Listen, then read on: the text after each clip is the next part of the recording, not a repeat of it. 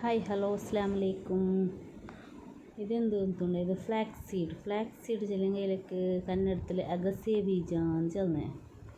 ഇതിൽ ജാസ്തിയായിട്ട് ഒമേഗ 3 കബ്ബിനാംശവും പിന്നെ ഫൈബറെല്ലാം ജാസ്തി ഉണ്ട്. പിന്നെ ഇതുണ്ടല്ലേ ഹൃദയരോഗം ചെല്ലുന്നല്ലേ, ഹൃദയരോഗത്തിനെ കൺട്രോളാക്കാനും ഷുഗർ കൺട്രോളാക്കാൻ പിന്നെ ക്യാൻസർ പോലത്തെ വലിയ വലിയ രോഗം വരുന്നതിനെല്ലാം തടകെട്ടുന്ന അങ്ങനത്തെ സാധനം.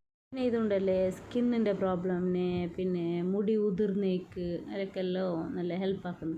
വയറ് നൊമ്പലത്തിനും ചില ആളിനെ യൂസ് ആക്കുന്നു. വയറ് നൊമ്പൽ ചോറുണ്ടെങ്കിൽ പിന്നെ ലൂസ് മോഷൻ ഉണ്ടെങ്കിൽ പിന്നെ ഞങ്ങളെ ബാഡ് കൊളസ്ട്രോൾ ഉണ്ടല്ലേ അതിനെ കുറവാക്കാനെല്ലാം ഭയങ്കര ഹെൽപ്പാക്കുന്ന സാമാനമാണ് ഫ്ലാക്സ് സീഡിനെ ഞങ്ങൾ മിനിമം നാൾക്ക് പൊടിയാക്കിയിട്ട് വെച്ചിട്ടുണ്ടല്ലോ 1 സ്പൂൺ 2 സ്പൂണെല്ലാം യൂസ് ആക്കണം, നല്ലത് തടിക്ക്.